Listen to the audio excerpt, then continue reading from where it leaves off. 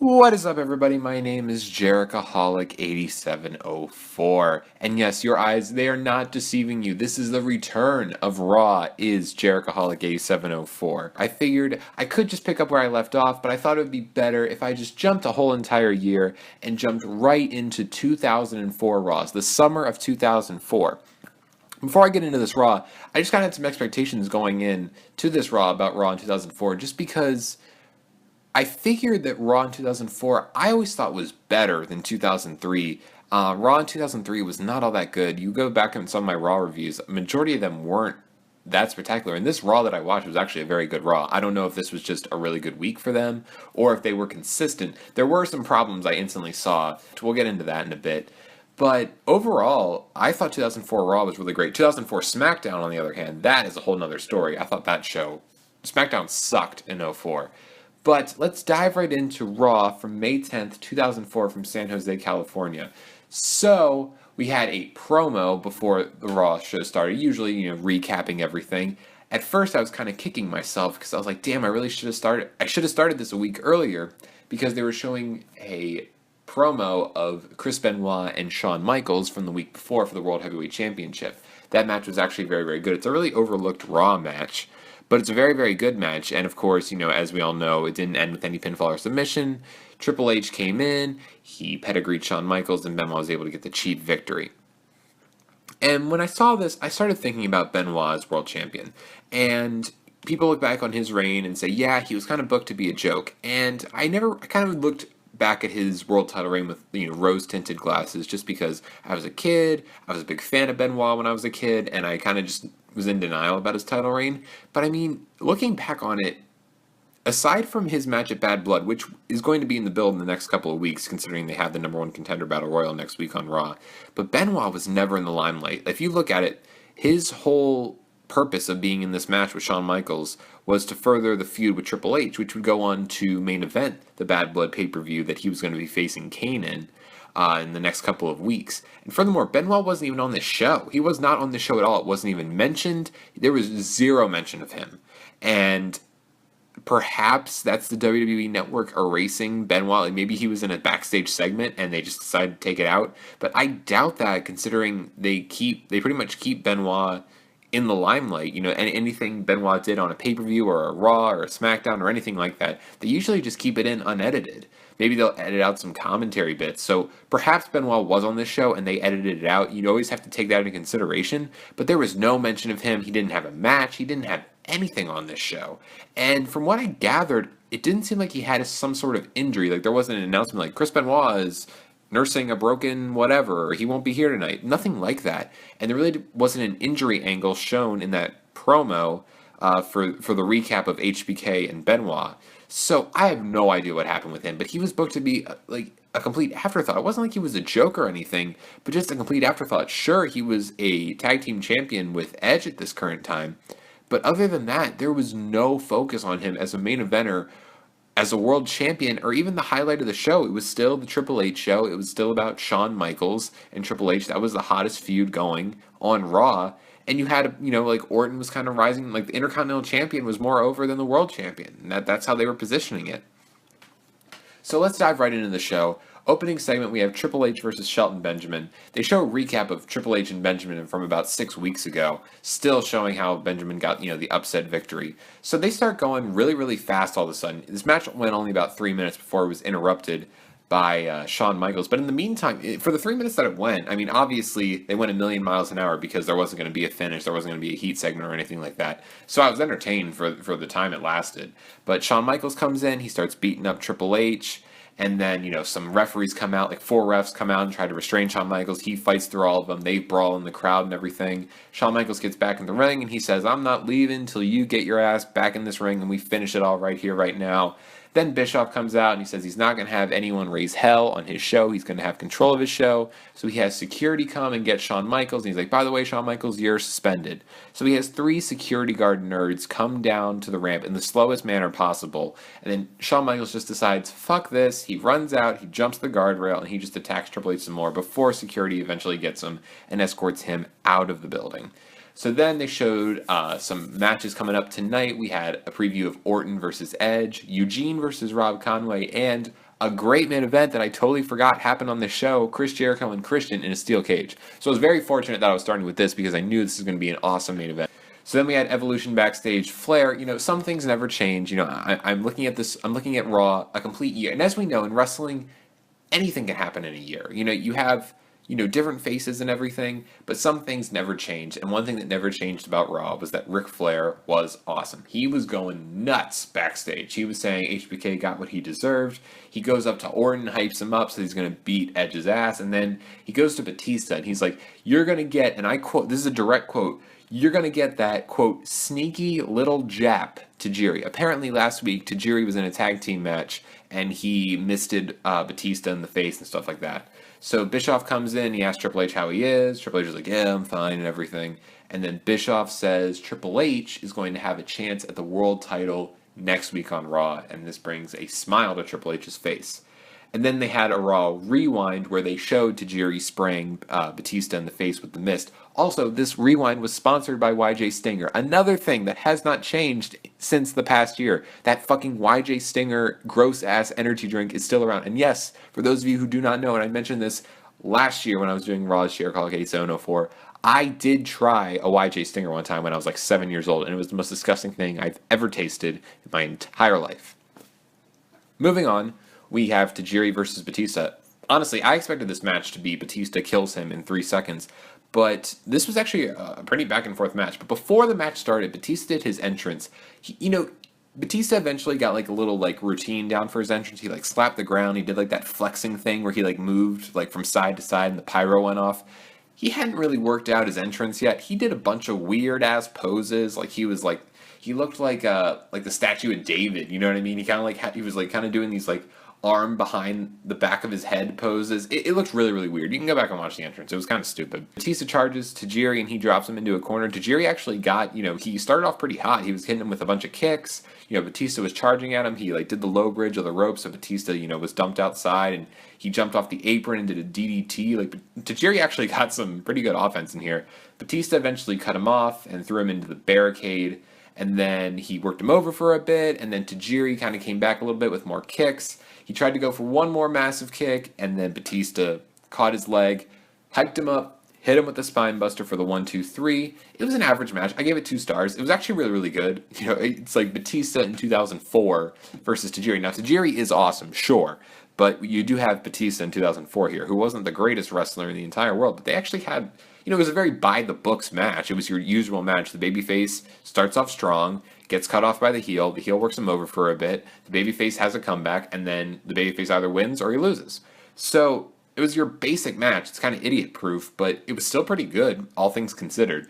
So, I gave it 2 stars, and then after the match, Batista just kind of beat the hell out of Tajiri. He gave him like 2 big power bombs, and he eventually choked him, and then, actually in a great visual, he choked him, and the green mist from Tajiri kind of spewed out the side of his mouth. I thought that was actually pretty cool, and that was a good touch. So then after that, we had Stacy Keibler coming out. Stacy said that summer is right around the corner, and all the girls, especially the WWE divas, will be showing off their bikinis. She said it just like that, and of course the crowd cheered, and Lawler was going nuts. And then she showed a sneak peek of the WWE Divas South of the Border DVD. This is one of those DVDs. They ran a couple of these DVDs from like 02 to 06, where it's just diva photo shoots on DVD. Is that all it is? I mean, first of all, how could you possibly buy any of these DVDs? You know what I mean? Like, if you really want to look at women in this kind of way, there's a lot of free stuff on the internet. You know what I mean? Like, how was someone paying... Like, how did they sell one copy of these DVDs? I sat there and I thought about it for a bit. Just because all it is just diva photo shoots. It's not like I would pay $20 to have a DVD of, 7 WWE divas just doing the same thing, just posing in a bikini on a beach or in any other different location. They had like 50 of these DVDs. I just can't imagine them selling anything. And then of course, so they showed the preview and it's all the different divas in their bikinis. They're all making poses. But what was great is they didn't silence King and JR's mics. So as you just saw all the different divas, you just heard King go, oh my God. He just kept hearing him say that. So then all of a sudden Gail Kim comes out. By the way, Gail Kim came out, and I don't know if I mentioned this last year, but I love Gail Kim's theme, her original theme. The song's really cool. I don't know why I like it so much, but I really enjoy it. So Gail Kim and Molly Holly come out. Now, Molly Holly had gotten her head shaved at WrestleMania 20, and she was rocking a wig. And what was great is she had a chin strap to hold her wig in place, which was awesome. So Gail Kim comes out, and she's like, I heard you, Stacy Keibler, say that you were the hottest diva on the DVD, which, to be fair, Stacy Keibler has a very strong case for saying she was the hottest diva on the DVD, but it's also ironic considering that Gail Kim is also one of the hottest divas in the history of the planet. So Stacy denies this and is like, girls, we're all beautiful and yada yada yada. So Molly Holly and Gail Kim attack Stacy Keibler. They have a 2-on-1 advantage going on, and then Victoria comes out and she attacks them as 2-on-2, and then eventually Jazz comes out, and then Nidia comes out. Full-on brawl, and then eventually a 6-man tag is announced with all 6 of these women. So then after that, we had a Chris Jericho interview. Jericho says that HBK getting suspended is Bischoff throwing his weight around. He says that Christian and Trish say they like it rough, and then he said he's going to show Christian just how rough he can be. This sounded very lewd. This sounded very suggestive. And then just when I thought that sounded very sexual, King mentioned that's not what Christian was talking about, Jericho. So I thought that was very funny. So after that, we got one of our main events, the Intercontinental Championship match, Randy Orton versus Edge. So the two lock up, they go back and forth. It starts, pretty even. Eventually, Edge just starts hammering Orton's back. He just starts working over the back, and a majority of the opening of this match was all Edge. It was just him in a very slow pace. It's kind of like as if he were a heel, just in a very monotonous, slow pace, just chipping away at his back. And then eventually, before the commercial break, Flair comes out and he's, throwing his jacket. He's being insane. The crowd's booing and everything. And then when you come back, Edge and Orton are, in submission hold, the usual rest hold they do when they come back from a commercial break. And it shows that during the commercial, Flair pulled Orton off the apron and Irish whipped him into the steel stairs. Now, here's my thing about the steel stairs. And it's one of the things one of my biggest pet peeves in wrestling. Obviously, when the ref is distracted, a heel can get away with anything because the ref is stupid. The ref is incompetent. However, these steel steps, when you get slammed into them, it is like a fucking gunshot. It is the loudest thing I've ever heard in my life. How the hell does the ref not hear that? Now, granted, you could say, oh, it's really loud in the building. The fans are cheering. He's arguing with the other wrestler. Sure, you can definitely say that. But how the hell can you not? These things are so loud. How can you not hear it? You can hear it in the cheap sheets. Cheap sheets? You can hear it in the cheap seats. How the hell can you not hear the steel steps? One of the things that's always bothered me, but it's one of those things where you just kind of have to suspend your disbelief, say, yes, I have to believe that this ref is completely incompetent at his job, but then it makes you wonder, why would they hire a referee who's completely incompetent at his job? But if I asked questions like this, we would be here for hours. So let's just move on. So eventually Edge makes his comeback. He hits a couple of near falls. He hits a small package, inside cradle. Orton hits a crossbody, and then Edge counters that. Then all of a sudden, Edge just starts hitting near fall after near fall. The crowd gets hotter and hotter after each near fall. He hits an awesome missile dropkick. Absolutely awesome. He got so much height. Orton sold it tremendously. Then he hit the Edge-O-Matic, and then he hit an absolutely insane spot. This was absolutely crazy. It looked brutal as all hell, too. He Irish whipped Orton, and Orton went for a leapfrog, and Edge caught him in midair and powerbombed him, which sounds like any average, ordinary spot. But the impact, it was so loud and it was so fast. It looked like Orton had just snapped his head right off the mat. And he probably did. It did not look fun at all. And maybe they're just two great workers that it made it look like it was painful as hell. But maybe they both came out untouched. But I don't know how, because this looked really brutal. They snapped their head off the mat. Definitely a brutal spot. Edge gets the 2 count. And then eventually Flair gets up on the apron. Orton goes for the RKO. Edge pushes him off. Orton is able to pause, hit the brakes before he crashes into Flair. Edge goes for the spear, Orton sidesteps him, and then he hits Flair. This was a great sell job by Flair, and I put great in quotation marks. Edge hits the spear on Flair. Flair obviously would fly off the apron and land on the floor. However, he still held on to the ropes, so he kind of jolted back and forth and kind of did a couple shakes and ricocheted back and forth before eventually dropping to the floor and letting go of the rope. So that was kind of ridiculous. But in the midst of the distraction, Orton rolls up Edge, pulls the tights, and gets the 1, 2, 3. Very, very good match. I said 3.25 for its rating. Definitely a good Intercontinental Championship match on Raw. You see, these are the things, like, if you had consistently good matches like this on Raw, I feel like I could easily sit through 3 hours. Well, I shouldn't say easily. I feel like a 3 hour Raw can be tolerated if you deliver really, really good matches. But instead, you get like, a 2 minute cruiserweight match, and then you get Enzo Amore versus Carl Anderson. You know what I mean? Just, I feel like if you get more of these really, really good matches. Now, granted, I'm saying that, but like last week's Raw had a great triple threat main event, sure. But other than the main event, what else was there on the show? And I still can't tell you how much a 2 hour Raw is easier to sit through than a 3 hour Raw.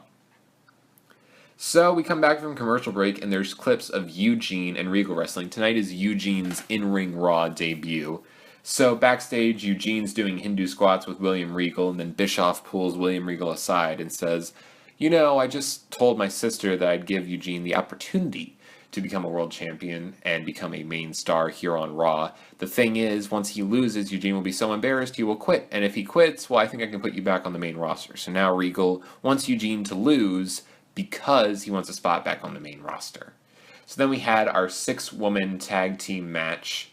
Victoria, Nidia, and Stacy Keibler versus Molly Holly, Gail, Kim, and Jazz. This match was, again, kind of like the opening match. This match was going a million miles an hour. It only lasted like 5 minutes, but a million things happened in 5 seconds. So, before the match began, during the entrance of Molly Holly, Gail, Kim, and Jazz, JR randomly announced the death of Hector Gomez. I thought that was really, really strange. It wasn't like he did it before the match. It was just, he was like, we want to express our condolences to the family of Hector Gomez. And it's just in the middle of an entrance. I thought it was really, really weird. And as far as I'm concerned, Molly Holly, Gail, Kim, and Jazz don't have any sort of relation to Hector Gomez. Maybe I'm mistaken on that, but I don't think so. So I just found that very, very weird. So Victoria and Jazz start. Jazz slams her down and starts throwing bombs. Victoria fights back but gets cut off and put into the STF. Nidia breaks it up, but then she gets destroyed. Molly Holly comes in. Victoria makes her comeback but gets cut off again. Gail Kim gets tagged in, and Molly Holly knees Victoria from the outside. Victoria goes for Molly's wig, and then Molly just freaks out. And then Gail Kim goes for the satellite, which in modern day, I guess, would be AJ's Black Widow. And then Stacy breaks it up. So the thing is, Victoria did all the match for the baby faces. All, Stacy Keibler and Nidia did were break up, they broke up submissions, and then eventually all 6 of the women kind of got into one giant brawl, so that they kind of were able to smoke and mirrors that, and they kind of just let Molly Holly, Gail Kim, Jazz, and Victoria, the 4 women in the match who actually are good wrestlers, no offense to Nidia or Stacy Keibler, just the truth, they let them do the match. So I gave this match a 1.5 stars, whatever. It was like a 3-minute match, but unfortunately, I feel like this match could have been great if you had like especially Victoria versus Jazz. They were like going at it. They were actually the 30 to 45 seconds where they were alone in the ring was actually very, very good. Then we had a backstage interview with Christian. Todd Grisham's back in the announce booth, and he's asking if Christian is concerned about his steel cage match, and he says Christian doesn't have any problems, especially when he has his problem solver, Tyson Tomko. Now, I don't remember when Tyson Tomko made his debut. I think it had to have been only a couple weeks ago, maybe even last week. But Tyson Tomko, I forgot about this guy, and Tyson Tomko had a stint with WWE for like 2 years, and then he went to TNA as just Tomko. He was just a generic big guy. He was Christian's lackey, and he was Christian's bodyguard. He was, alright, I thought I'd just give you a couple thoughts on Tyson Tomko. I know he had a match with Jericho at Bad Blood in a couple weeks, and that match really wasn't anything special. When you have a lackluster match with Chris Jericho, something might be a little wrong with you there. But, granted, he was greener than grass. So, I mean, again, I can't really be hard on him when he was this early in his career. So Christian says it's Game 7 between him and Jericho, and he says he's going to move on to bigger and better things next week because he also has an opportunity at the World Heavyweight Championship. So this is when everyone was saying, including Triple H, that they had an opportunity at the world title. So everyone's like, ooh, what's going on? So then he also in this interview, he referred to Trish as an innocent flower, which was the worst thing he could have ever done because all King did during the main event was refer to Trish as, oh, there's that innocent flower, there's that flower, oh, look at the flower. And I just wanted to punch Jerry Lawler in the face if he wouldn't stop saying flower. Anyway, Trish Stratus breaks off from the trio, and she goes and finds Lita, who's, drinking coffee at like a coffee table or something, and he's talking to her about Kane, and she's like, oh my god, I heard everything that happened to you with Kane, I'm so sorry, and then all of a sudden she like drops her cup of coffee, and she's like, oh my god, it's Kane, it's oh my god, and she starts screaming, and then Lita, of course, turns around, freaks the fuck out, and then, of course, Trish starts laughing at her, and then Lita gets pissed, jumps Trish, they brawl, Christian and Tomko come in and pull them apart. Matt Hardy comes in, pulls them apart too. Christian tells Matt he better take care of his woman, he better watch out after her. And then Trish Stratus just looks over her shoulder and says, bitch can't take a joke, which I thought was great. Now, but the other thing is, it's like you clearly tell, like, people look back on Raw, and people look back on this era in women's wrestling, and they say, well, Trish and Lita, obviously, the definitive women's rivalry. And I agree 100%. Like, don't get me wrong, I'm not trying to argue that.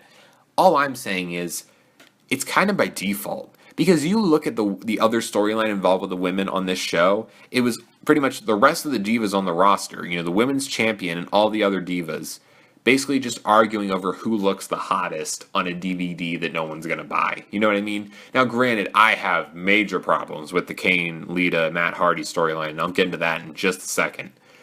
But at least there was some sort of depth to Trish and Lita. You know what I mean? Like, all the other girls, now granted, Victoria was cool, and other things like that. And, like, Victoria, Jazz, Molly Holly, Gail Kim, they were good wrestlers, but they had no sort of character, no sort of personality, no sort of thing to sink your teeth into.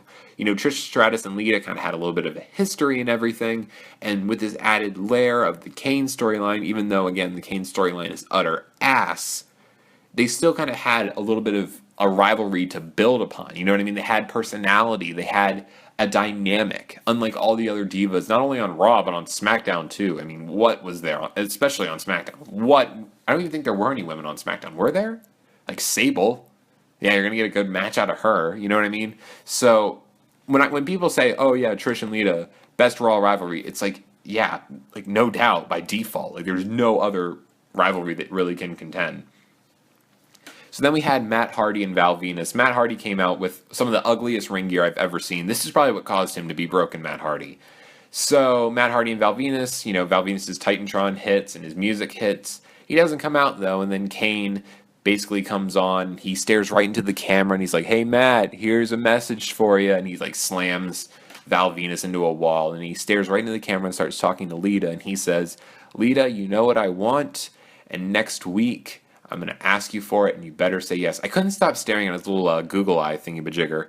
I think it's like a contact or something. I know it's not like a permanent thing because in recent years, Kane hasn't had it in his eye. Or maybe it is, but I don't think it is. I think it's just a contact lens or something. I don't know what it is. I don't know what makes his eye like that, but it was so distracting, especially when he stared right into the camera. You couldn't help but notice it. So then we had Rob, Conway, and Eugene. So let me talk to you about Eugene. Well, first of all, let me just tell you about the match. It was back and forth. Eugene did some chain wrestling. He did some roll-ups. He did a crucifix. Rob Conway got the heat for like 3 seconds, and then he slammed Eugene into the turnbuckle. Eugene hulked up, and then he hit an airplane spin, and then Regal tried to trip him up. Eugene was like, what the fuck? And then Regal was like, nah, I didn't trip you. And then Conway rolls him up. Eugene reverses it, hits the bridge, gets the 1, 2, 3. Okay, match covered. I gave it a star. Whatever. I want to talk to you about Eugene the character, because that's the important part here. I think it's good to have a relatable character, but I don't think that was their intention. You know what I mean? I think their intention was, let's just have a character with special needs. I might be wrong about that. And it's not like, I don't think they made any, from what I can remember, I mean, granted, this might change in the next couple of weeks, but it didn't seem like they made any, jokes about him. They didn't make him to be an idiot, per se. They just made him to be innocent. But I still there's this weird feeling that just kind of rubs me the wrong way about the Eugene character. And it's not that I have a problem with someone with special needs being in a wrestling ring. That's not it at all. I just think they had an opportunity to do something good with the Eugene character, and that wasn't their prime focus. They had the storyline with Triple H where Triple H was using him, and sure, that made Triple H look like a dick, but then it's just I don't know. And by the way, Eugene's theme song here, fucking horrible. I think they changed it to something slightly less horrible, but here it was god awful. Not as awful as that pre-Evolution theme song. The yeah, yeah, yeah theme song. That song still sucks ass. But yeah, so I don't know. I don't even know if I'm really forming an argument here about Eugene. But I think that there was something that they could have done. They could have done something really good with that character. They really could have made him an inspiration to people who have special needs. They could have made him a really lovable character. And he didn't need to be world champion. He didn't need to main event WrestleMania. But I think he could have been a nice character that, certain kids and maybe even certain adults that have special needs that have to live with something like that, then it's a struggle. You know what I mean? I can't imagine what it's like having Down syndrome or being on the spectrum, the autism spectrum, or anything like that. You know what I mean? So I just think that Eugene could have been a really cool character for kids, growing up with that, to maybe find someone who's kind of like them, someone who's maybe, shows the signs, like acts like them and stuff like that, and shows if he goes in there and, beats people's asses and stuff like that. And there was something in there for everyone with Eugene, because Eugene was such a super fan. He did eventually he pulled out like a stunner on a rock bottom. He did the Hulk up and he did the leg drop, and, he did like the junkyard dog, finisher and stuff like that. And he did the airplane spin too. So he brought out all these retro moves, so older fans could kind of pop for that. I feel like there was a lot of potential for the Eugene character. I think that's just what kind of rubbed me the wrong way, is knowing WWE and knowing how they really haven't changed and how insensitive they can be, and how, how wrestling has never been known to have good taste. You know what I mean? And I feel like they could have really done something positive with Eugene for their audience. That's my whole rant about Eugene. God, this review's going a little long, but still. I just felt Eugene, there could have been something there, and I think they just didn't, their head wasn't in the right place. So then before the main event, we had Eric Bischoff and Johnny Nitro announce that, by the way, Johnny Nitro, he's Eric Bischoff's right-hand man, and that happened in early 2004. Johnny Nitro is John Morrison, for those of you who don't know, or Johnny Mundo, for those of you who watch Lucha Underground and don't watch WWE. But I think at this point he was Johnny Nitro, because originally he was Johnny Blaze, which is like the worst name of all time. It's up there. But Johnny Nitro was his name he was going by, because eventually he became part of Eminem, and then eventually he dropped the Nitro gimmick and became John Morrison.